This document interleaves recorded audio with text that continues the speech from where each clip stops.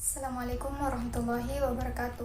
Baik, saya atas nama Nur Azikin, Prodi Manajemen Pendidikan Islam Kelompok 1, Fakultas Tarbiyah, Institut Agama Islam Negeri Bone. Pada kesempatan kali ini, saya akan membahas mengenai bagaimana strategi yang dilakukan oleh seorang pendidik untuk menciptakan suasana belajar yang menyenangkan di masa pandemi COVID-19.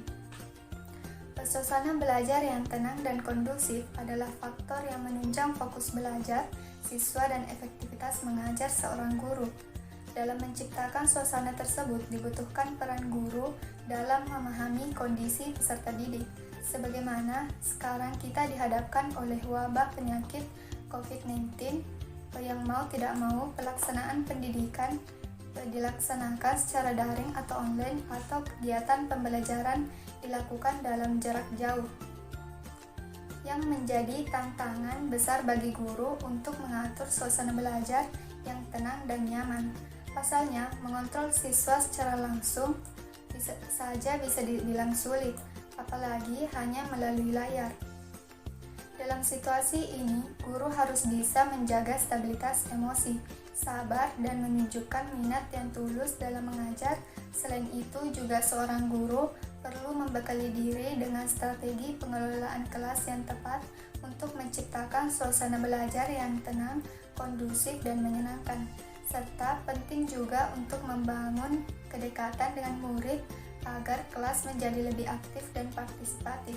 Karena dengan suasana kelas yang kondusif akan membantu siswa dan mempermudah seorang guru untuk menangkap pelajaran dan menyampaikan materi pelajaran.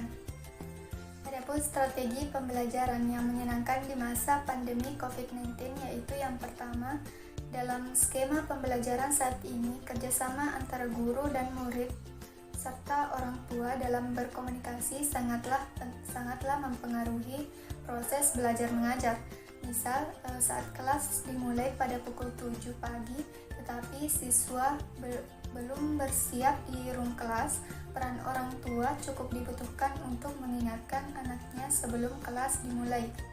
Yang kedua, melibatkan siswa dalam membuat peraturan, yaitu ketika peserta didik ikut dalam diskusi membuat peraturan, mereka akan merasa terlibat dan menganggap peraturan itu harus dipatuhi karena dibuat atas kesepakatan bersama.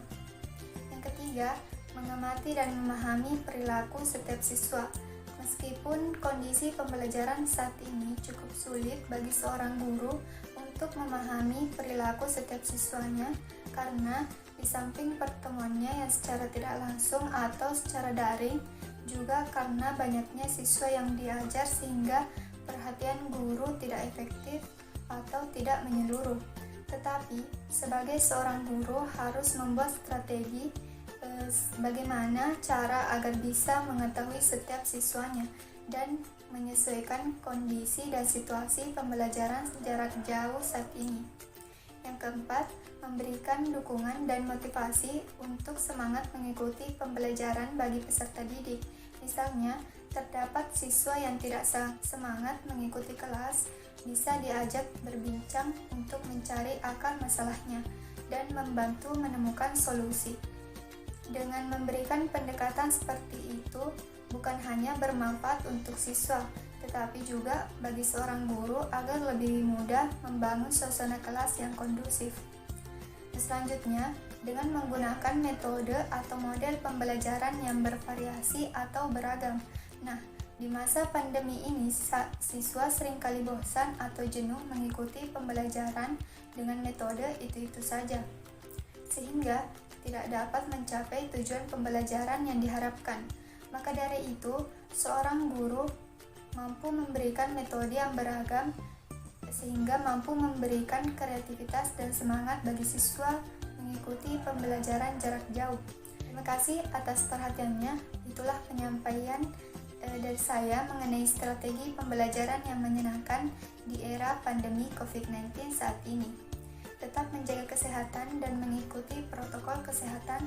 Lebih dan kurangnya mohon dimaafkan. Wabillahi taufiq wal hidayah. Wassalamualaikum warahmatullahi wabarakatuh.